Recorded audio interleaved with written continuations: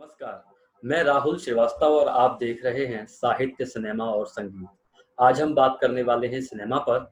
आज हमारे आज के हमारे मेहमान हैं फिल्म निर्देशक और एडिटर राहुल श्रीवास्तव जी। आपने तिग्मांशु धूलिया सर के साथ साहिब, बीबी और गैंगस्टर और बुलेट राजा जैसी बड़ी फिल्में एडिट की हैं, तो वहीं आपने कई फिल्मों का निर्देशन और कई टीवी फिल्म, कई टीवी एड्स और कई टीवी सीरीज भी किए हुए हैं। Okay, my dear, you stay strong. Here comes the next song. Sing along. अंकुर, तुम्हारे जूतों में इतना कीचड़ कैसे लग जाता है? दे यार। बाप हूं तुम्हारा, यार नहीं हूं।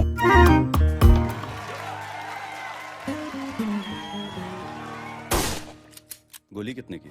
250 की बस। गोली की कीमत तो ज्यादा होनी चाहिए ना, जान तो यही लेती है।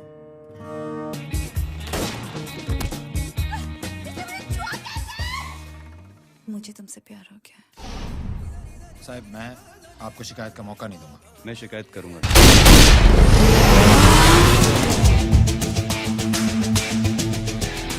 ब्राह्मण भूखा तो सुदामा, समझा तो चाणक्य, और रूठा तो रावण। हमारा नाम है राजा मिश्रा। क्या करें, बड़ी बुरी आदत है हमारी। नर्क के दरवाजे के सामने खड़े होकर पाप करते हैं।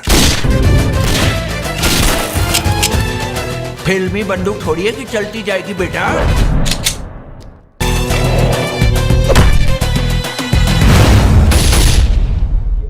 तो राहुल सर, बहुत बहुत स्वागत है आपका आज के इस कार्यक्रम में।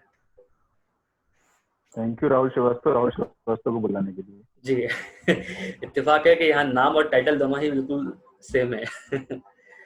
तो सर, मुझे एक बात आप मुझे बताइए कि आपका जो नाम है उसके पीछे एक टाइटल लगा देखा था मैंने, दद्दा।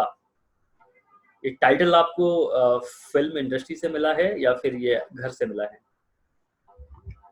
नहीं, उत्तर प्रदेश में इलाहाबाद और कानपुर शहरों में अपने बड़े भाई को दद्दा बुलाते हैं। तो हमारे जितने भी बड़े भाई हैं, हम चाहे मामा के लड़के हों चाहे सबको हम लोग दद्दा ही बुलाते हैं। तो हम भी कुछ बड़े भाई थे तो उन्होंने हमको दद्दा बुलाया। फिर एक ईमेल आईडी जब बनानी थी और उस समय USA.net आया था, ये 1999 की बात है। तो और तो कुछ नाम मिल नहीं रहा, राहुल श्रीवास्तव से ले चुके थे, तो राहुल USA.net किया तो आईडी मिल गई। उसी आईडी से फिर फिल्म इंस्टीट्यूट पहुंचे, तो वहाँ पे हमेशा किसी भी इंस्टीट्यूट रहते हैं ना, तो वहाँ पे एक ऐसे आजी में वो बात किसी ने बताया कि फनी है, उनको राजकुमार साहब दिलीप कुमार साहब को लाले बुलाते थे और दिलीप कुमार साहब राजकुमार जी को शहजादे बुलाते थे। तो सब लोग दोस्ती यारी में एक नाम रखते हैं, तो हमारा नाम लोगों को मिल गया तो दद्दा ही रख दिया। ओह, अच्छा।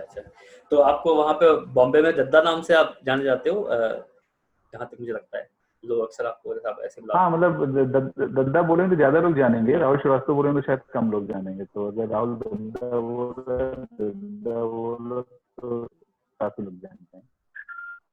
लॉकडाउन में कैसे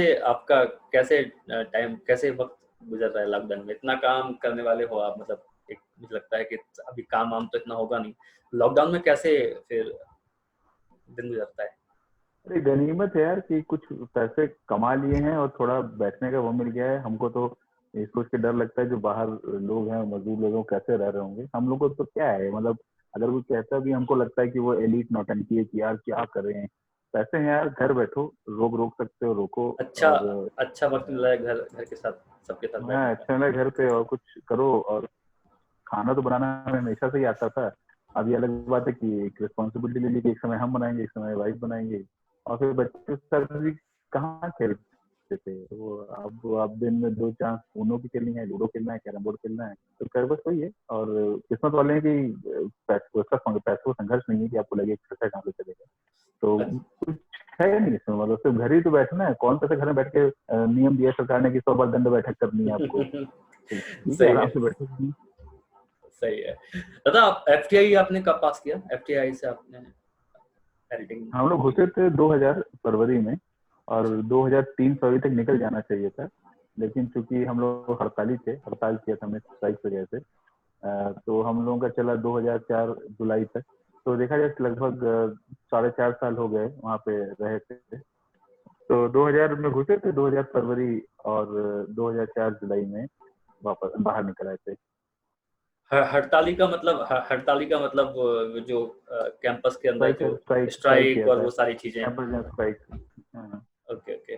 तो एफटीआई से आपसे आपका कैंपस हुआ था, प्लेसमेंट हुआ था, या फिर आप बॉम्बे चले आए थे और यहाँ पे आने में कितनी मशक्कत करनी पड़ी आपको अपने पहले काम को लेने के लिए?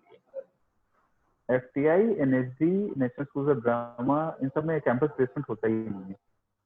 ओह अच्छा। इसमें कभी कॉन्सेप्ट ही नहीं रहा कैंपस प्लेसमेंट। एनएसडी का मुझे था ये अंदाजा। नहीं है, एफटीआई में भी नहीं है कोई। और अगर आप बाहर निकल के चाहो, कहीं नौकरी करना चाहो, कर लो। मतलब हम भी गए थे एक्चुअली, हम इलाहाबाद से, तो हमने भी शुरू में डर तो लगता ही है बॉम्बे से शहर में आने में और इतनी भीड़ भड़के में। तो हम भी सोचे चलो लखनऊ में ईटीवी में चलते हैं और कुछ मिल जाएगी तो कुछ दिन करेंगे, फिर देखा जाएगा क्या है, तो पैसा आ जाएगा तो निकलेंगे। वहां पहुंचे तो उन्होंने इस तरीके का तेवर दिखाया, वहां के जो भी लोग थे, सीपी वगैरह, हमने एमपीएससी की तो नहीं आया वहां पास। तो हमारा मन था एक्चुअली, हमें लगता भी था कि जो केरला वाला केरल जा रहा है, बंगाल वाला कलकत्ता जा रहा है, हम भी आते हैं वहीं पे करेंगे, वहीं से कुछ फिल्में बनाएंगे, क्या जरूरत है यहाँ बॉम्बे में आके भीड़ में और पागलपन में शामिल होने की। पर वो देखा जाके जो होता भी छोटे शहरों से, कहते नहीं वो हम लोग वो मठाधीशी जिसे कहते हैं, मठाधीशी बहुत है, मतलब आओ गुरुजी प्रणाम, चरण के देखा जाए, सब जो होता है। सही है। अब काम के बाद कोई नहीं कर रहा है और वो विशुद्ध बकैती ऐसा हुई। तो ये भी नहीं कि हम तो कोई आता है नया मिलने, हमसे कहता है ये करना है, बोले अच्छा क्यों करना चाहते हो, क्या है, ये ऐसे होगा नहीं, आपको ये गलत नोशन है, बताता हूँ कई लोगों को। तो अब हम आपसे बिल्कुल नए कोई आया है पूछने के लिए, मिलने के लिए, और वो सब अपने चढ़े हुए हैं कि वो आपको पता नहीं क्या दिखाना चाहते हैं क्या, या उनको कुछ आदत ही हो गई है वो करने की बात करनी है। वहाँ लखनऊ नहीं गए तो और कोई हमारे पास और कोई इंडस्ट्री जगह जाने की है नहीं। आप तो आप जाओगे बॉम्बे और नहीं तो फिर नहीं कहीं जाओगे, बस बॉम्बे आगे, मतलब कहा जाए तो और कोई जगह ही नहीं जाने की। तो दादा एफटीआई में मतलब मैं कहूँगा कि अगर एडिटिंग को आपने सिलेक्शन कैसे आपको आपका ख्याल आया कि आपको एडिटिंग करनी है या एडिटर बनना है? ये क्या फैमिली को कुछ ऐसा बैकग्राउंड था पहले से कुछ फिल्म का, या फिर किस चीज़ ने आपको प्रेरित किया कि आप एफटीआई ज्वाइन करो या फिल्म में जाओ? नहीं, हम भी कई बार सोचते हैं कि होता कैसे है कि कुछ लोग क्रिकेटर बनते हैं, कुछ लोग साइंटिस्ट बनते हैं। मेरी सगी बुआ की लड़की है रितु कैरिडाल, अगर आप गूगल करेंगे तो चंद्रयान प्रोजेक्ट की डायरेक्टर हैं और प्रेसिडेंट अवार्ड विनर हैं। और तो हमको समझ नहीं आता वो कैसे बन गई। हम मतलब हम भी उनसे कितनी बार मिले थे बचपन में, वो क्यों नहीं लगा। तो बनते वो होता, हमें तो कभी कभी लगे पिछले जन्म को कुछ होता है, क्योंकि अचानक से एक आदमी क्रिकेटर निकल जाता है, इलाहाबाद से मोहम्मद कैफ क्रिकेटर निकला, अमिताभ बच्चन जी हीरो निकले, तो हमें तो कुछ अंदर होता है, वो नसों में वो बहता है कुछ होगा। मतलब वो कोई किसी शहर का मोहताज नहीं है कि इलाहाबाद के हो या वहाँ के सभी कहीं सब जगह लोग आते हैं और बड़े बड़े गजब गजब लोग, क्या क्या टैलेंटेड लोग होते हैं। तो पता नहीं, हमको लगता है वो आपको कुछ कहीं से बनता है, नेचुरल होता है, इसमें आप पिक नहीं करते हो। मतलब हम जिस तरह इलाहाबाद में, वहाँ तो सारे लोग हॉस्टल में आईएएस पीसीएस ही बनते हैं, तो नेचुरली आईएएस पीसीएस ही होना चाहिए, क्योंकि आप जा रहे हो, हर लोग पढ़ रहे हैं और कहाँ कहाँ से आते हैं, गाँव देहातों से लोग बेचारे वो दो ईंटों के बीच में एक हीटर का प्लेट रख के उसके ऊपर रख के खिचड़ी बना के खा रहे हैं। और तो यूनिक की गाइड होती है इतनी मोटी सी, यूनिक और आप उसके बावजूद वो आपको इम्प्रेस नहीं करते, इसके मतलब कुछ रहा होगा पिछले जन्म का। मतलब इसमें कोई परिवार में कोई नहीं था, हम तो बस वो हमें लगता है कि बदा था, तो आपके दिमाग में आ गया। एडिटिंग नहीं पता थी, ये पता था कि फिल्म बनाएंगे ऐसी कोई। और इलाहाबाद में, पूरे उत्तर प्रदेश में जब फिल्म इंस्टीट्यूट का एग्जाम होता है तो सिर्फ इलाहाबाद ही सेंटर है। ये बड़ा ही मजेदार चीज है कि लखनऊ राजधानी होकर भी सेंटर नहीं है, जबकि सारे एग्जाम लखनऊ से होते हैं। तो मजेदार बात है कि मैं इलाहाबाद में रोज सुबह, मतलब जब भी एमबीए का एग्जाम देना होता था, सुबह सुबह उठ के वो गंगा गोमती एक्सप्रेस पकड़ के प्रयाग स्टेशन से लखनऊ आता था एग्जाम देने। और जिस इंस्टीट्यूट में फाइनली गया हूँ उसका एग्जाम इलाहाबाद में होता है। तो वो इसलिए क्योंकि इलाहाबाद में बहुत पुरानी फिल्म सोसाइटी है। हमारे इलाहाबाद विश्वविद्यालय में रसायन विभाग केमिस्ट्री के एचओडी हैं, अब तो मतलब रिटायर हो चुके हैं, MC Chattopadhyay sir, Mahesh Chandra Chattopadhyay sir, वो फिल्म सोसाइटी चलाते थे। तो इलाहाबाद में अडूर गोपाल कृष्णन, ओमपुरी साहब लोग, मतलब हम नहीं मिले थे, हमारे जाने पहले वहाँ पे आ चुके थे। तो बड़ा ही वो था, वहाँ शायद एच डी बर्मन जी हैं, तो फिल्म सोसाइटी में मतलब फिल्में दिखाई जाती हैं। तो हमको पता चला, अच्छा वो नाटक भी होता था इलाहाबाद में और फिल्में भी होती थी। लेकिन जब फिल्म देखते हमको लगा ये जो है कुछ है। मतलब उस समय क्या होता था, एक तो भीड़ आती थी लोगों की, वो फिल्म चूंकि फ्रांस की फ्रेंच फिल्म है, उसमें वो देखने आते थे, उसमें मुझे तो मसाला की हाँ कुछ न्यूडिटी दिखी, मजा आया। और इस समय हम बता रहे हैं जिस समय की बात, उस समय नेट तो था नहीं, और फैंटेसी डेबोनियर जो है वो 100 रुपए की मिलती थी, तो हर की औकात भी नहीं होती थी कि वो खरीद ले इतनी महंगी फोटो वो न्यूडिटी देखने के लिए जी या कोई सही ऐसा सेक्सुअल वो। तो और पिक्चर हॉल में अगर पकड़ गए सुबह का शो देखते हुए जवानी की प्यास, तो कोई अगर चाचा मामा जैसे सही बहुत खुश हो सही गए। बात है, बिल्कुल सही बात। तो वहाँ फिल्म सोसाइटी में फ्रीडम थी, क्योंकि फिल्म सोसाइटी में जो भी फिल्में आती है उसका सेंसर का कोई झंझट नहीं मिलता है। ये रूल है कि फिल्म अगर फिल्म सोसाइटी में देखना है तो सेंसर सर्टिफिकेट की जरूरत नहीं है। तो वहाँ पे अनसेंसर्ड सब कुछ मोस्टली आता था, तो बहुत लोग आते थे। लेकिन बाद में पता चलता था कि मैं, एक और एक लड़का था, और महेश सर और एक प्रोजेक्शनिस्ट थे, 16 mm की प्रिंट आते, हम ही 4 लोग बचते थे। क्या कि हम लोग तो कुछ और ही देख रहे थे, पता नहीं क्या देख रहे, समझ में नहीं आती थी। ऐसा कोई नहीं बोले एरिक रोमर की फिल्म देखी, पर समझ कुछ नहीं आया था। तो लगता है ऐसी फिल्में जो है ना, ये होती कुछ अच्छी है, ये वो वाली नहीं है जो कुछ मजेदार है। बस इतना मजेदार पता था, और वो किस, जैसे कहते हैं ना, किस टेस्ट बर्ड को वो करती हैं, संतुष्ट करती हैं, वो था। तो हो रही चीज देख रहे थे, और वहां से पता चला, चलो उपाध्याय सर ने जो पता चला कि तो फिल्म इंस्टीट्यूट में सीख सकते हो, तो सर ने बहुत हेल्प की। सर ने मुझे लाइब्रेरी मेरे लिए ओपन कर दी। इंस्टीट्यूट उपाध्याय सर अभी बहुत बूढ़े हो गए हैं, इलाहाबाद में है अभी, लेकिन उन्होंने लाइब्रेरी ओपन कर दी, हाँ तुम पढ़ लो। मतलब उनको लगा कि ये सिंसियर है, शायद तैयारी करना चाहता है, तो कर लीजिए। मतलब पढ़ लिया। अब ये एग्जाम में उसमें पेपर भी नहीं मिलते थे, बस यही बोला गया था कि मनोरमा एयर बुक चार्ट डालो, तो मनोने बुक जितना जीके होगा सब वो कर डालो, और बाकी वो क्वेश्चन कुछ भी आ सकते हैं। वो ऐसे क्वेश्चन होते हैं जो कि वो आपका सेंस जज करते हैं, वो आप बता नहीं सकते कौन से क्वेश्चन। बस एग्जाम दे दिए, मतलब इतना ही है। ये सवाल ऐसे था कि एडिटिंग, जब आप इलाहाबाद से आप बिलोंग करते हो या कोई भी छोटे शहर से बिलोंग करते हो, तो एडिटिंग पता नहीं होता हाँ उस टाइम पे। हमें एक्टिंग पता हाँ, होता तो है कि मुझे हीरो एडिटिंग बनना बता है, दी। या मतलब इवन हाँ, डायरेक्शन भी एडिटिंग बहुत कम बता पता दी। होता है। हाँ, डायरेक्शन भी नहीं, बहुत कम पता होता एडिटिंग डायरेक्टर एक्टर तो पता होता है, और कैमरा मैन इसलिए पता चल जाता है क्योंकि कैमरे से उसकी फोटो ली जाती है। एडिटर किसी को नहीं, साउंड वाला तो जीवित नहीं है। होता, बोलिए। कोई मतलब अस्तित्व में नहीं है। तो एडिटिंग तो किसी को नहीं पता, हमको भी नहीं पता था एडिटिंग। तो हम इंस्टीट्यूट में गए भी, और वहाँ पर क्या कहते हैं, इंटरव्यू में पूछा भी, तो मैंने डायरेक्शन के लिए, राइटिंग डायरेक्शन, तो बोले अच्छा क्या लिख दिखाओ कुछ, लिखो के। तो लिख के दिखाया इंटरव्यू में। तो मैं बाहर लिख रहा था, एक आध दोस्त आके बोले जो साथ में आए थे इंटरव्यू देना, भाई तुम्हारा हो गया ले लिया। तो क्यों?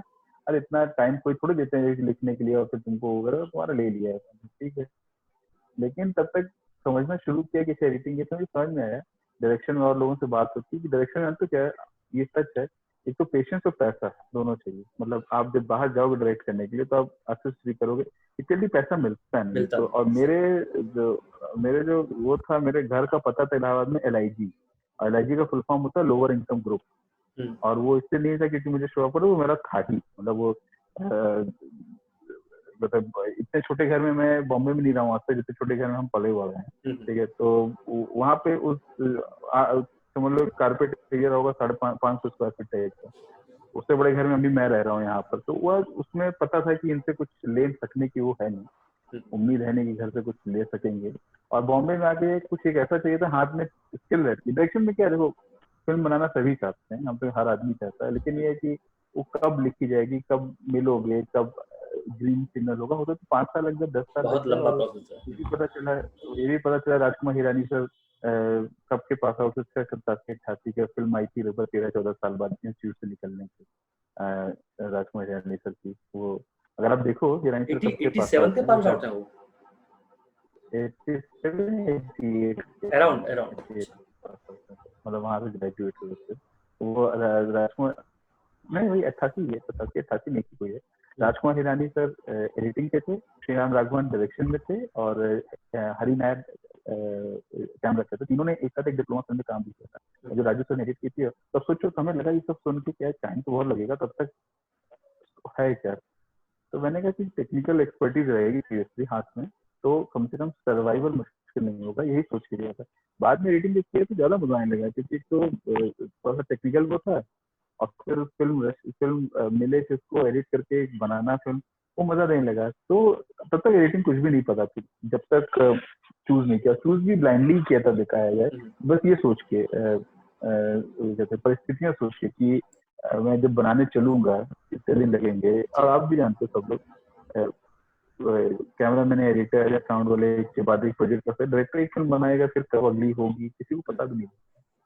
तो यही सोच के फिर मैंने एडिटिंग का ये ले लेता हूँ और क्लोज, क्योंकि कैमरा में मेरा था नहीं वो बनने पाया, क्योंकि मुझे एक्टर के साथ काम करने में मजा आता है, डायलॉग लिखने में मजा आता है। तो वो नहीं था कि मैं कैमरे में करूँ फोकस से आंख बंद करके और लाइट चेक कर रहा हूँ, उतना पैशन था नहीं। और साउंड भी ये भी सोचा कि साउंड अगर करूंगा तो क्योंकि समझ नहीं आ रहा था कि एग्जैक्टली, और सब लोग ये बोलते हैं आपको क्लैरिटी भी नहीं है। अरे क्लैरिटी क्या है यार, इलाहाबाद में बैठे हो, बीकॉम कर रहे हो, क्या क्लैरिटी नहीं, क्या पता है फिल्में क्या है, खुदा गवाह देखी है कैसे बनी, किसने बनाई, कुछ नहीं पता है। और जब बॉम्बे में आया तो पता चला कि सारे लोग मतलब किसी ना किसी फैमिली से हैं जुड़े, डायरेक्टली नहीं इनडायरेक्टली। मतलब एक डायरेक्टर हैं तो उनके मामा जी डेविड धवन, मतलब वो अच्छा ये ऐसे, हाँ तो अच्छा वैसे जुड़े हैं वो।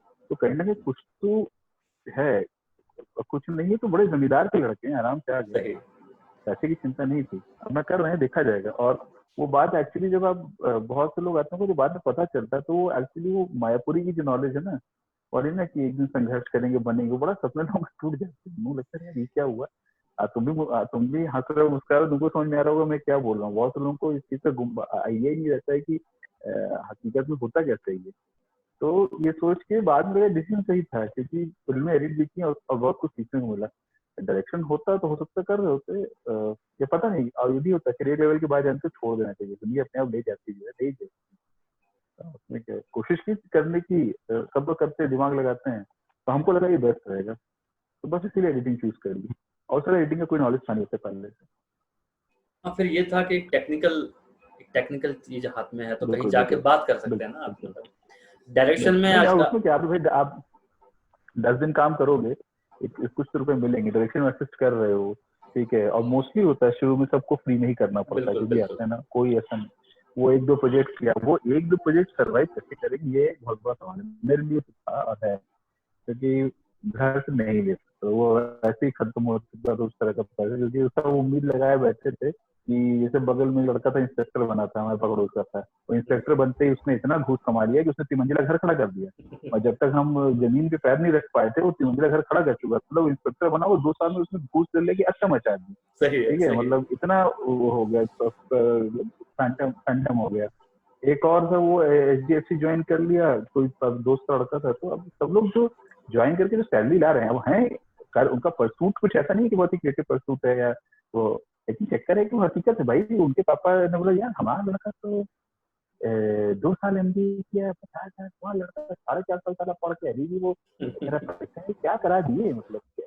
और फिर जिम्मेदारी कुछ भी होती है हमारे ले दे के, कुछ खेत तो है नहीं ना, मम्मी साइड ना पापा साइड था ही नहीं। तो बस ठीक है, तो अब सबकी उम्मीद है कि भाई बने तो पैसा लाए, और उसकी तरह क्यों नहीं आ रहा है। अब उस बगल में लड़का इंस्पेक्टर बना, उसको क्या बोले, अब हम क्या उस निम्न मध्यम वर्ग को क्या समझाएं, भ्रष्टाचार, करप्शन, जिंदगी क्या समझाएं। उनका 3 मंजिला घर खड़ा हो गया, ठीक है। कार में उसको इंडिका मिली थी, सॉरी शादी में उसको इंडिका मिली थी कार, दहेज में। यहाँ पे शादी करने तैयार नहीं है, क्या क्यों फिल्म नहीं जाती, समझते क्या हो। तो वैसा है, तो इसीलिए एडिटिंग का क्वेश्चन में थोड़ा लंबा खींच ले गया, पर हाँ कुछ पता नहीं। आप जो बात कर रहे हो बिल्कुल सही है। आप तो फिर भी आपके केस में इंस्पेक्टर बना हुआ है लड़का, यहाँ तो सिक्योरिटी गार्ड वाला लड़का जो होता है वो कम से कम 1 या 2 मंजिल खड़ा कर नहीं वही कह रहा हूँ, गलत नहीं है वो। मैं इंस्पेक्टर बनता शायद मैं भी करता है, पता नहीं, मुझे पता नहीं, मैं उसका अभी नहीं बोल सकता। मैं होता तो ईमानदार होता, मैं नहीं कह रहा हूँ। मैं हो सकता है तो मैं ईमानदार होता है, हो सकता है मैं बहुत भ्रष्ट होता है, जहाँ तो मुझे लगता है मैं ईमानदार होता। पर वो अपनी परिस्थिति जो भी कर रहा है वो अपनी सही है। वो उसको भी उस महकमे में ऐसा नहीं कि सब करप्ट है, उसमें उसके अपने दबाव होंगे, प्रेशर होंगे, लेकिन उनका क्या करें जो दिखा रहे हैं।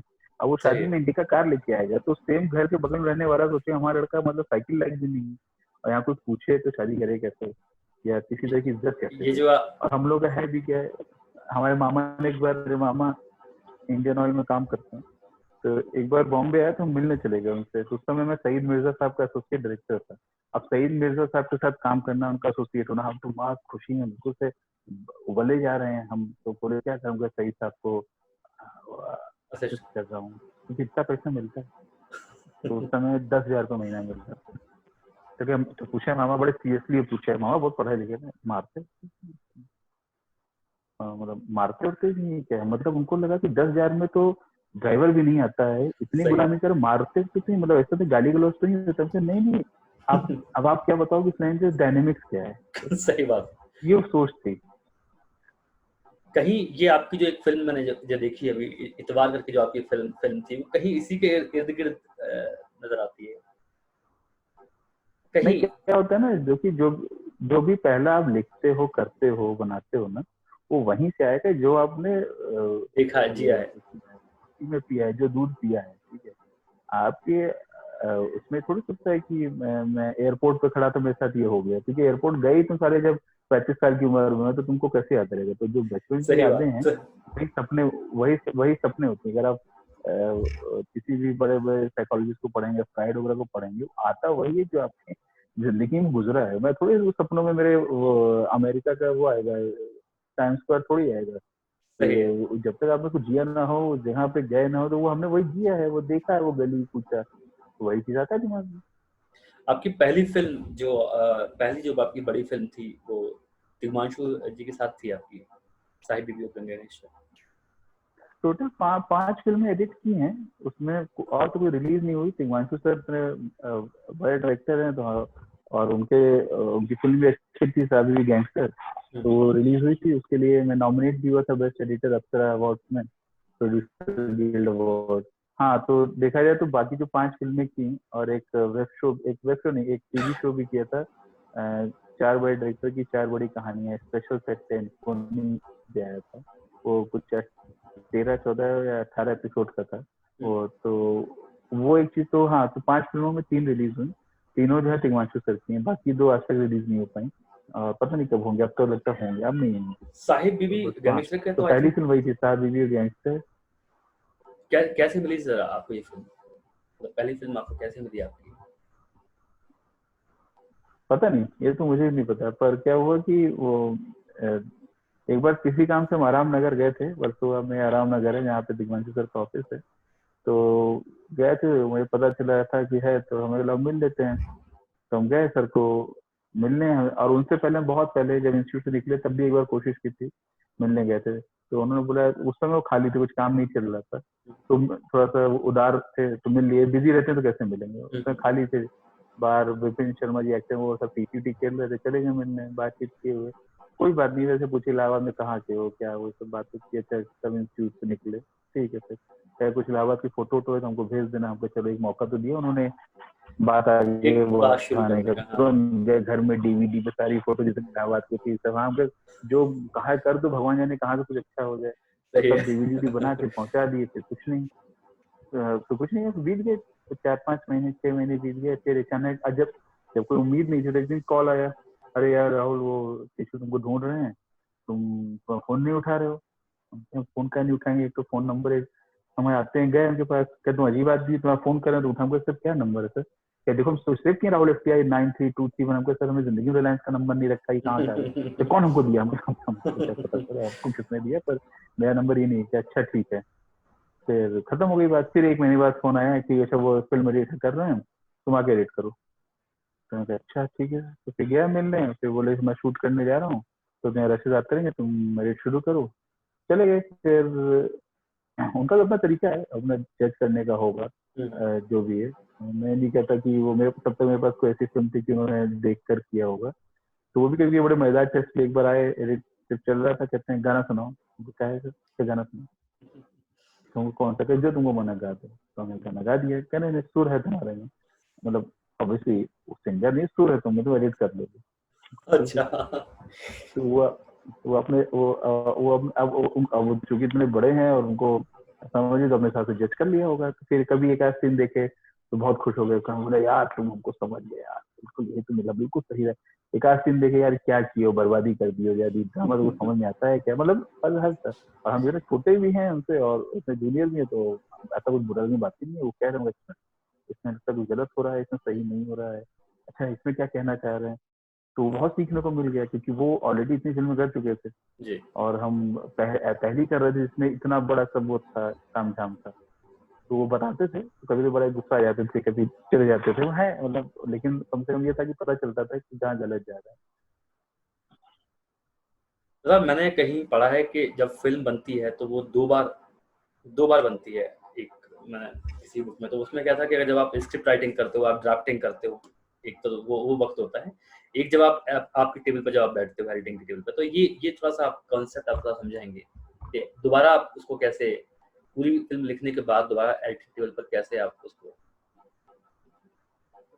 वो ऐसे ही है कि आप ये कहते हैं, जिंदगी में बहुत से प्लान बनाते हो, लेकिन जब एक्चुअली करने निकलते हो तो कुछ चीजें कहते हो रहने दो यार, ये करेंगे तो ज्यादा समय लगेगा, इसको छोड़ देते हैं। ऐसे आइडिया देखो, फिल्म एक ही बार बनती है, होती है डायरेक्टर के पास, वो डायरेक्टर के दिमाग में अगर चढ़ गई तो फिल्म बनेगी। बाकी सारी बातें किताबी हैं। किताबी ये अलग बात है कि हम जब अगर बाहर बैठ के अगर सुने, अगर डायरेक्टर ने स्क्रिप्ट लिख लिया, उसको सनक चढ़ गई है, उसको झक आ गई है और उसका कनेक्शन आ गया, तो फिल्म बनाता है। कि यही करना है। फिर चाहे ये एडिटर मिले, चाहे वो मिले, चाहे ये कैमरा मिले, चाहे वो एक्टर, फिल्म तो बनेगी। और बस यही होता है, यही होती है कहते हैं झक, यही होती है डायरेक्टर की वो जिद। और कोई भी फिल्म ना बिना डायरेक्टर की जिद की बनती नहीं है।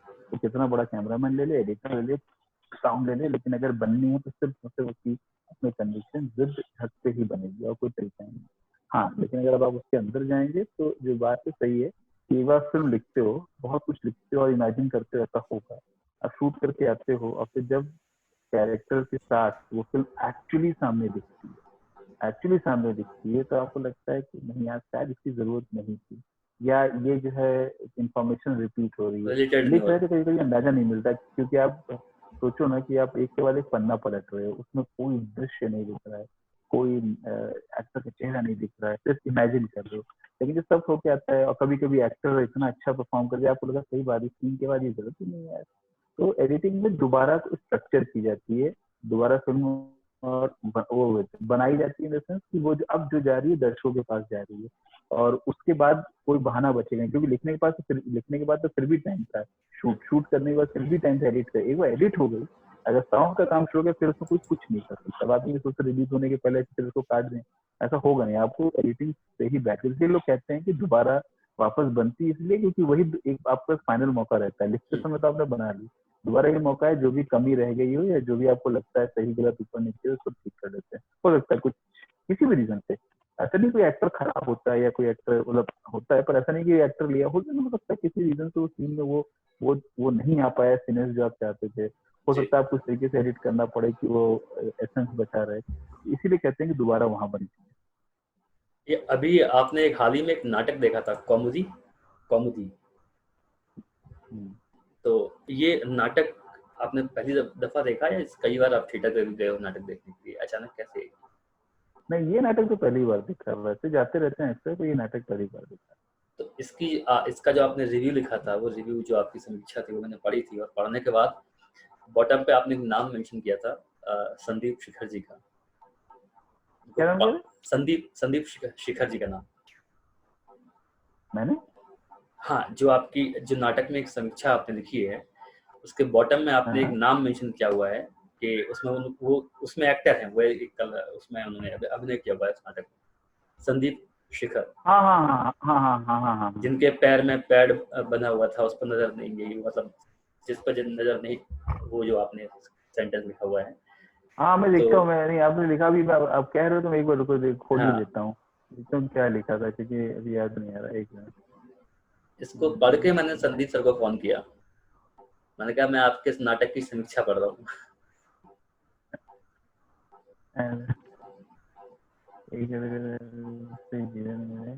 एकदम बॉटम पे जाके अगर आप देखेंगे तो बॉटम पे तो मैंने लाइन लिखी लास्ट में कि हमेशा कला के एक बार पूरा नाटक देखने की अपेक्षा में, कहाँ पे लिखा है मैंने? हाँ, जैसे संदीप शेखर के घुटनों पे लगा हुआ पैर, उस पर ध्यान नहीं दिया। तो मैंने इसको पढ़ कर उन्होंने नहीं, मैंने उनको ये बोला कि मैं आपके नाटक की समीक्षा पढ़ रहा हूँ। तो हालांकि वो उस वक्त वो किसी ऑनलाइन कुछ कर रहे थे, तो वो बहुत बिजी थे, पर उन्होंने कहा कि राहुल मैं उनको कॉल करता हूँ। असल में उनके साथ भी एक सेशन था, 1-to-1 सेशन था थिएटर को लेके। तो वो आपका नाटक की जो समीक्षा आपने लिखी थी उसको पढ़ के मैंने उनको कॉल किया, मैंने कहा तो इस बहाने एक याद आ गया कि आपके साथ भी मुझे एक सेशन करना है। तो ये इसलिए मैंने उनका नाम, वो आजकल वो बैंगलोर में है ना, बैंगलोर में है वो आजकल। हाँ हाँ नहीं बहुत अच्छी बोला एक्चुअली। ये कुमुद सर ने बोला था कि आके देख जाओ, मैं बहुत ही अच्छा लगा नाटक। और उसका मैं तो एक्चुअली क्या था कि कई लेयर पे बहुत कुछ हो गया। मैं थिएटर मुझे आता तो है नहीं, मुझे उसका ज्ञान भी नहीं है थिएटर के क्या उसकी रचना होती है, उसकी आलोचना कैसे करें। हम तो ऐसे लिखते लिखते कहीं और ही पहुंच गए। तो वो जो उसके जो सिनेमैटिक होता है, अगर आप देखें जो मैंने लिखा था, वो जिस जिस बात को कर रहा था कि जो उसको है अभिमन्यु को जो है, वो मैंने एक लाइन लिखी ना कि आपके पास जो भी हो टूटा रथ भैया और लड़ते हो। मतलब मैं मानता हूँ कि फिल्म इंडस्ट्री में बोलूँ जो भी बोलूँ कि अपने पास तो रथ भी नहीं है, ठीक है, बाप तो आ ही नहीं रहा है, अर्जुन तो बैठा है कहीं और, वो तो आ नहीं रहा बस। बिल्कुल सही है। अपने सारे हो गए खड़े, सब घेर चुके हैं चक्री में, तो आ गए। अब देखो मरना निश्चित है। मेरा मेरा क्या होता है, हर बुक से, हर फिल्म से, हर नाटक से टेक होम होता है कि आप घर लेके नहीं बिल्कुल बिल्कुल। तो हमको यही समझ में आया कि देखो टूटे रथ है नहीं, जमीन पर खड़े हो गए, धनुष भी टूट चुका है, तीर भी नहीं है, कुछ भी हाथ में नहीं है। दो ही तरह की मौत, तुम्हारी मौत सुनिश्चित है, मौत तो आनी है, मरोगे तो ही तुम। अब कैसे मरना है तुम्हारे ऊपर है। एक तो कह दो आप मार लो, सरेंडर होकर मर जा लो भैया, मरना है। दूसरा तरीका है कि जो हाथ में है लड़ो, जो हाथ में, हाँ मतलब जो हालात जिस भी हालात में आप हो। तो हमारा तो है वो लड़ो, और क्या है, और कुछ कर नहीं सकता। अब ये तो आप देखो बोलने को आप बोल सकते हैं यार देखो उनके पापा ये हैं, उनके तो घर नहीं है, उनकी जिम्मेदारी है, वहां से आए विश्वास में, ठीक है। पर और तो तरीका बोल सकते हो, ये बोल सकते हो देखिए द्रोणाचार्य के पास रथ है, देखिए उनके पास ये है, वो दुशासन उससे है, ये सब बोल सकते हो, बोलते रहो, क्या करना है। लेकिन आपके पास हकीकत तरह की कुछ है नहीं, और आपके बाप हैं वो तो आपको भेज के वहां बैठे हुए ये इतनी जटिल हिंदी, नहीं पढ़ना है। मैंने उसको पढ़ा था, इतनी अच्छी हिंदी आपको कैसे आएगी? वो तो हमको लगता है सिर्फ पढ़ने से, हमारे किसी को हिंदी ऐसे आती नहीं है। मतलब वैसे हमारे घर में कोई ऐसा नहीं कि लेखक वगैरह हो, लेकिन हमको बहुत मजा आता है। हमको हमारी इंग्लिश नहीं अच्छी है, इंग्लिश अंदर बातचीत कर लेते हैं, लेकिन जो हिंदी में लिखने में मजा आता है, और जो क्योंकि जैसे कहानी हंस में छपी, फिर कहानी नया ज्ञानोदय में छपी, हमको कहानी वो जो हिंदी उस भाषा प्रयोग करने में, हिंदी शब्दों पर, और तुम्हें वोकेबलरी इसलिए अच्छी हो गई। इंग्लिश की तो बहुत मेहनत करनी पड़ी। अभी भी कोई बोले इंग्लिश बोलना तो हम बोल देंगे, काम चला लेंगे और लिख भी देंगे, लेकिन जो खूबसूरती हिंदी है ना, जो मजेदारी हिंदी में है वो इंग्लिश में। हम तो ये भी कहते हैं कि जैसे अब आज भी देखो हम बोल रहे हैं बॉम्बे में बैठ के कि हम भी यही कहते हैं, हम अभी भी हम निकल रहे हैं, हमसे मैं नहीं हो पाया। बिल्कुल। तो आवाज का वो रहा है, तो हम ये भी कहते हैं कि जैसे हम किसी दूसरे देश या शहर में जाते हैं तो वो हमारे उसको जानना चाहता है कि कहाँ से आए हैं, कहाँ से आए। मतलब इटली में जाके इटली वालों को अगर पिज्जा बनाना सिखाऊंगा तो सिर्फ हंसेंगे मेरे से। लेकिन अगर मैं उनको जाके मड़भत्ता या गुड़म्मा बनाना या बनाना सिखाऊंगा या बताऊंगा क्या होता, तो इंटरेस्ट से सुनेंगे। वही चक्कर है, जो हमारा मौलिक है, जो हमारी अभिव्यक्ति का तरीका है, वो हमारी भाषा में है, हमारे तरीके में है, हम उसी को रखेंगे, उसी में गर्व है। अब ये अलग बात है कि बहुत ही अंग्रेजीपन है और बहुत जरूरी होता है, तो हमने उतनी अंग्रेजी अपने ऊपर ओढ़ रखी है जिससे मैं सरवाइव कर जाऊं, काम चल जाएगा। उससे ज्यादा कोशिश ही नहीं, हाँ कोशिश नहीं की। मतलब लोग कहते हैं तुम्हारी अंग्रेजी अच्छी है, मैं अच्छा ये कैसे हो गई, पर ये कि मजा तो हिंदी, जटिल हिंदी है तो पता नहीं, पढ़ने में अगर तकलीफ होती है तो गलत बात है। नहीं तकलीफ नहीं होती, तकलीफ बिल्कुल नहीं हुई, तकलीफ नहीं हुई बिल्कुल जो आपने लिखा। अब तो वो भी कॉन्टेक्स्ट भी बदल गया। बच्चे लड़के को मैं असिस्टेंट था बॉम्बे में, मैंने बोला क्या इतना गरिष्ठ भोजन खा रहे हो रात को, क्या बोला ये क्या हो अच्छा चलो, मतलब हाँ अब लोगों वर्ड नहीं, तो अब वो दूर होते जा रहे हैं कि अच्छा एक कुछ दिन में अंग्रेजी के साथ भी होगा। अंग्रेजी की जो जिस तरह से चल रहा है ना, इस तरह से इज्जत लूटी जा रही है अंग्रेजी की, और जो व्हाट्सएप वगैरह जिस तरीके से लैंग्वेज की, उसका वही हाल होगा। तो लिखते ना लोल हम किसी प्योरिटी की बात नहीं, हम तो चाहते हैं कि भाषा सुंदरता ना बची रहे, मतलब उसी से हम लोग कम्युनिकेट करते हैं, हम लोग बातचीत करते हैं, तो उसकी वो हमें बड़ी पसंद है। कुछ लोग बहुत अच्छी इंग्लिश बोल लेते हैं, मैं जो STI में था आज भी जो मेरे बैच में बहुत अच्छी इंग्लिश बोल लेते हैं, तो उनसे बड़ा इंप्रेस रहता हूँ, क्योंकि उनसे शब्द सीखने को मिले, वो किस तरह से सेंटेंस कंस्ट्रक्ट करते हैं, मेरा बहुत करीबी दोस्त है, वो पोइट्री इंग्लिश में करता था जो हम नहीं करते। तो ऐसे ही है किसी भाषा को, लेकिन अगर कोई बंगाली बोलता होगा तो उसको आती तो अच्छा लगेगा ना सुनने समझने में। लेकिन ये जो है ना कि यार वो ही पकाउंग टू मी, ही पकाउंग मी, ले सल्टाउंग, ये सब कुछ बड़ा इससे होता है ना अंदर से जो तृष्णा होती है, घृणा सी होती है, ये ऐसे कैसे बोल सकता है। तो जब आप एफटीआई के बाद जब आप निकले, आप यहाँ पे आए हो, आज आप जहाँ खड़े हो, जिस मुकाम पर आप खड़े हो, तो आपको आज पता है कि एडिटिंग क्या है और इसकी कितनी वैल्यू है इसकी। तो आपको क्या लगता है कि फिल्म निर्देशक के लिए, अगर आपको एडिटिंग भी आती है, क्योंकि आपको आती है एडिटिंग और आप फिल्म का डायरेक्शन भी करते हो, तो आपको क्या लगता है कितना फायदा है इसका, मतलब कि अगर आपको एडिटिंग आती है तो डायरेक्शन? देखो अगर तुम इतिहास देखोगे तो चाहे वो राम गोपाल वर्मा रहे हों, चाहे वो अनुराग कश्यप रहे हों, जो भी हो जिन्होंने भी फिल्म बनाई है, चाहे तिग्मांशु, कोई धुलिया हो, एडिटिंग कैमरा वगैरह सब गया साइड में। एक ही चीज आनी चाहिए, वो है लिखना।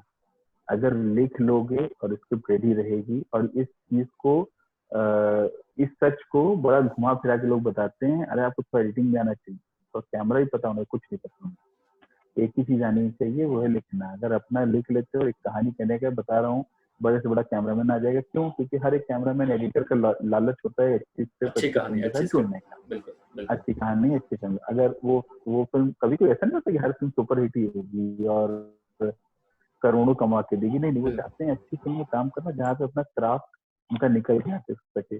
तो आपको बड़ा एडिटर, बड़ा कैमरामैन, बड़ा साउंड वाला सब मिल जाएगा। यहाँ तक कि अच्छा एक्टर भी मिल जाएगा, बड़ा नहीं कह रहा हूँ, अच्छा एक्टर मिल जाएगा अगर ये आता हो। बाकी छलावा है।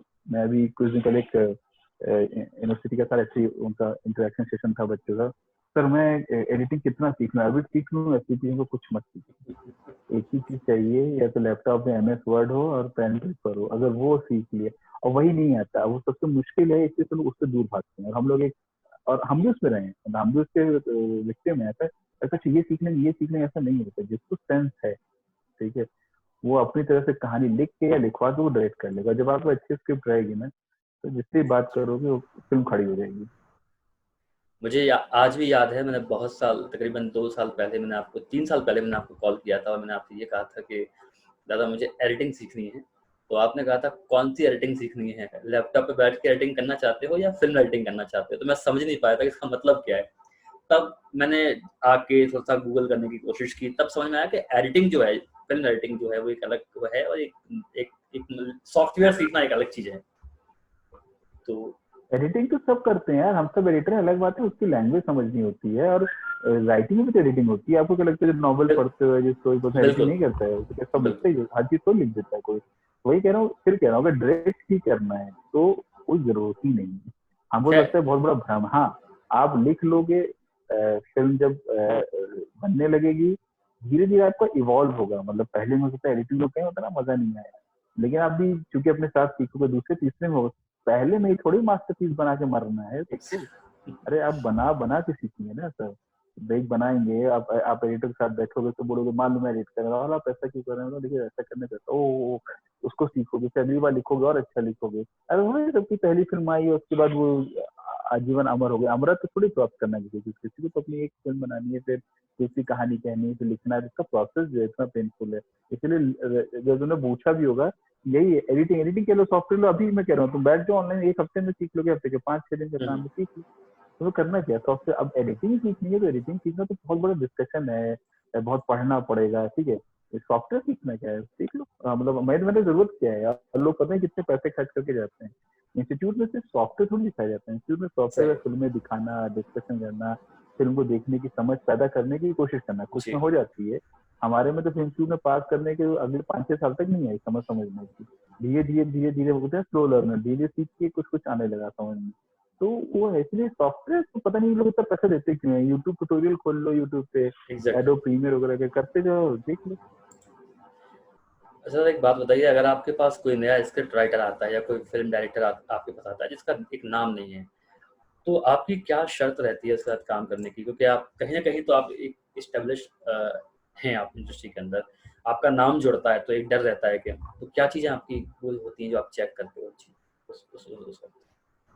नहीं, अब मेरे ख्याल से बिल्कुल गलत वो है। ये सवाल अगर कोई राजकुमार हिरानी से पूछेगा तो सही रहेगा। मैं कुछ भी इतना वो नहीं हूँ कि मैं किसी उस पर कंट्रोल कर, अगर कोई राजकुमार हिरानी के पास जाए कोई स्क्रिप्ट लेके तो उनके पास दम, अगर राजकुमार हिरानी बोल देंगे मैं ये फिल्म कर रहा हूँ तो उससे लोग आ जाएंगे दौड़ के 100 करोड़ 200 करोड़ लगाने, या जो भी 7 करोड़ 80 करोड़। हमारी, मैं इस चीज़ बिल्कुल भी नहीं हूँ।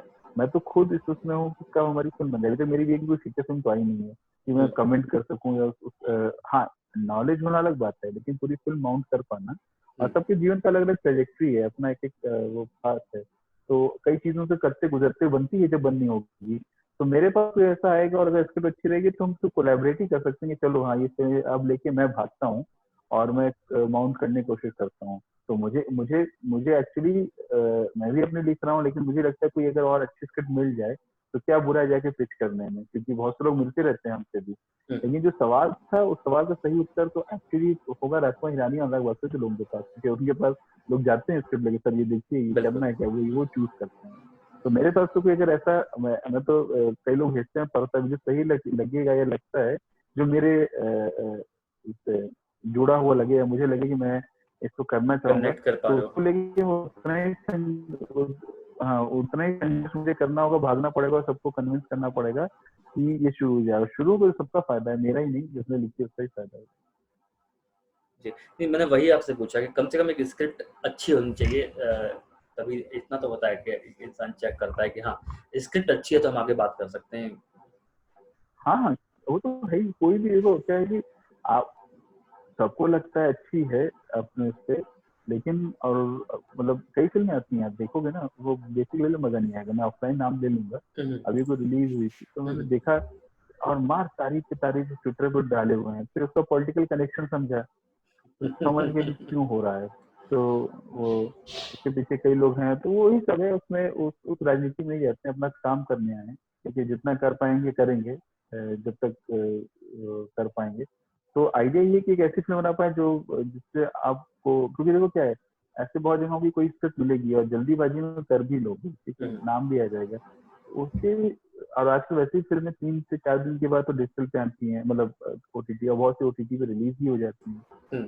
तो ये है कि आप एक काम करके आपको लगे ना ये अच्छा किया, जैसे मुझे इतवार अपनी फिल्म अच्छी लगती है, कोई भी बोले अवार्ड मिले ना मिले हमको अच्छी लगती है, हमें मजा आता है, हमको लगता है कि ये सच्ची है, ये मेरे दिल की फिल्म है।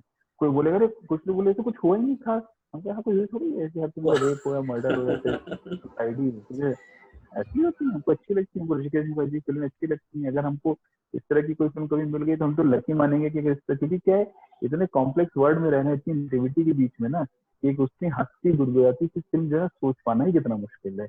हम तो ऋषिकेश मुखर्जी को देखते तो अचंभित हो जाते हैं, बाप रे बाप और क्या, मतलब चुपके चुपके बना था, क्या हो क्या रहा है इसमें, चलती जा रही करते और बन गई सब कुछ। गुड्डी तुम देख लो सब क्या करते क्या है, लेकिन वो बहुत बड़ा टैलेंट है, क्योंकि केवल हमेशा से रहा है, हमेशा से वो रही है, क्या कहते हैं, परेशानियां दुनिया में रही है, लेकिन बना लिया। और चुपके चुपके भी देखना, फालतू की हिंदी इंग्लिश बकवास चली आ रही है, भाभी वो उनको बोलना है ये वो, और तुम्हें लगता है कुछ जरूरी थोड़ी बहुत बड़ा मुद्दा हो कि वैश्विक शांति का और हथियारों की सप्लाई का क्या जरूरत है, सिंपल सी बात है। नहीं आपकी ऐसा क्यों नहीं हो सकता है।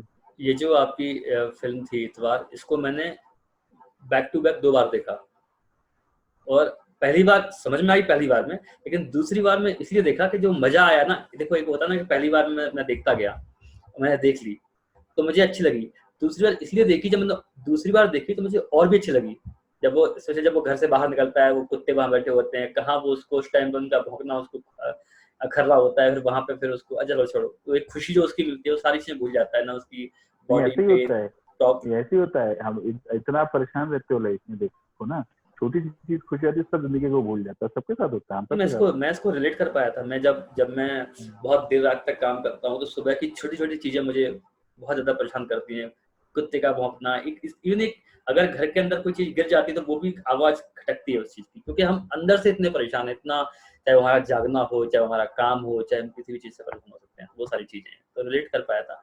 बहुत अच्छी फिल्म थी। मुझे लीजिएगा कि जो लोग नए लोग जब आते हैं बॉम्बे, तो उनके लिए कुछ एक मैसेज या कुछ एक सीख जो आप देना चाहें उनके लिए। बॉम्बे लोग आते हैं क्योंकि अब क्या है कि वो ये अलग अलग वो है किस लाइन में कौन आ रहा है, और पर ये जरूर काम आता है कि अगर कोई ट्रेनिंग हो तो जरूर काम आती है, क्योंकि वो सोच दे देती है। ठीक है, वरना क्या होता है कि हम अपने आदर्श ढूंढते रहते हैं और आदर्श बनाते रहते हैं, टूटते रहते हैं। लेकिन अगर आपने एक स्ट्रक्चर पढ़ाई की होगी कहीं ना कहीं तो फायदा जरूर देगा। कोई जरूरी नहीं है कि जो लोग पढ़ के किसी इंस्टीट्यूट में वही कुछ कर पाएंगे, ऐसा कुछ नहीं है। और अगर आगे ऐसी किस्मत तो जरूर करना चाहिए। दूसरा, यहाँ का जो मेजर होता है डायनेमिक्स है, उसमें फाइनेंशियल प्लानिंग बहुत जरूरी है। मतलब तुम भी इस चीज को महसूस कर चुके हो, अगर रिसोर्सेज नहीं है जो कि आपको सस्टेन करा सकें, सर्वाइव करा सकें, तो मायापुरी का स्ट्रगल का झूठा कहानी पढ़ के आने का जरूरत बिल्कुल नहीं है। ये बहुत मुश्किल हो जाता है यहाँ पे खड़े रह पाना। और सुनने में बड़ा मजा आता है कि अरे यार उसने 16 साल स्ट्रगल किया, 16 साल वो अकेले स्ट्रगल नहीं कर रहा था। उसके अगर उनका इंटरव्यू भी सुनिएगा जिनके नाम पे 16 साल वास्तविकता कुछ और ही होती है। वो भी एक अच्छे घर से, हाँ वो क्या, क्योंकि कोई 16 साल बड़ा पाव खरीदना जीवित रह पाएगा, ना कोई एक्टर 16 साल में परफॉर्मेंस देने लायक बचेगा। सही बात है। ये न कमाई का नजरिया सिर्फ ये होता है, ना ही इसी के भरोसे वो होते हैं। कई होते हैं उनके पास रिसोर्सेज, तो वो उस कहानी को सुन के तो नहीं आना चाहिए। और दूसरा, ये बहुत कुछ ऐसा है कि आप अपने ऊपर बम बांध के निकल पड़े हैं। हम तो फटेंगे ही, आसपास के लेके मरेंगे। तो अगर मम्मी पापा को कुछ करना है और जीजा जी के लिए कुछ गिफ्ट लेके जाना है, तो हमको लगता है कि लाइन सुनने का बहुत ही गलत मतलब होगा। तो उनकी खुशी, उनकी मुस्कान देखने तो आप कभी नहीं कर पाओगे, बहुत मुश्किल है। तो वो है। और बाकी क्या, हर एक प्रोफेशन का अलग होगा। कोई बोले एडिटिंग में क्या चाहिए तो वो अलग बात हो सकती है, डायरेक्शन में क्या चाहिए, कैमरा में, वो अलग बात हो सकती है। लेकिन हमें लगता है कि कुछ एक जो सपने लेके आते हैं उसमें ये रिसोर्सेज होना बड़ा जरूरी है। क्योंकि आप किसी का भी ट्रेस कर लो, और ऑफलाइन में तो काफी चीजें बता सकता हूँ, कई लोगों के बारे में रिसर्च किया तो पता चला नहीं इसके भरोसे जीवित नहीं है। यहाँ पे तो क्या होता है, हम लोग सबका ही किसी से पूछोगे, तो एक्टर से काम करोगे, ये तो काम मिलेगा नहीं, काम मिलेगा तो उसके 4-5-6 महीने बाद पैसा आएगा, और उस बीच में अगर दूसरा नहीं आया तो 5 महीने में जो आया खत्म भी हो जाएगा, जो उधार लेके बैठे रहोगे। सही बात है। तो ये लूप में चलता रहेगा। वो फिल्मों को देख के, और एक्टर जो है, हाँ क्या कहते हैं, हाँ जी बोलिए। नहीं आप कुछ बोल रहे थे, बताइए। मैं कह रहा हूँ कि फिल्मों को देख के वो बैग लटका के मुंबई में उतर जाना और वो आसमान और ख्वाब देखना, वो बहुत लोग आए, मैं जानता हूँ बहुत लोग आए, बहुत से एक्टर आए, बहुत लोग आए। कुछ तो कास्टिंग डायरेक्टर हो गए, कुछ लोग ने केटरिंग का बिजनेस शुरू कर दिया। तो ये बहुतों के साथ हुआ है। तो ये बड़ा इम्पोर्टेंट है। ये आप कोई भी ऐसा सोचेगा ना कि उन्होंने इतने साल किया, असली कहानी कोई बताता नहीं है। दूसरा क्या है कि वो जैसे लोग बोलते हैं ना कि संघर्ष क्या है, मैं ऐसे मजे लेता हूँ। कुछ लोग बोलते हैं, उनको बोलता हूँ देखो एक कहानी सुनाता हूँ कि एक आदमी था, वो एक बैंक में काम करता था, HDFC बैंक है कहीं भी। एक दिन उसने डिसाइड किया कि माउंट एवरेस्ट चढ़ना है, कि माउंट एवरेस्ट पे चढ़ना है, और वो चढ़ गया। कैसी थी कहानी? नहीं मजा आया ना? हाँ अब सुनो। वो बंदा आया बॉम्बे में और यहीं बैंक में काम करता था, बीवी घर पे थी। एक दिन उसने डिसाइड किया कि माउंट एवरेस्ट चढ़ना है। जैसे उसने जाकर अपनी बीवी बोला, बीवी बोला मैं तुमको छोड़ दूंगी, डिवोर्स कर लूंगी अगर तुम्हें दोबारा ये बात की, तुम बहुत बार बोल चुके हो।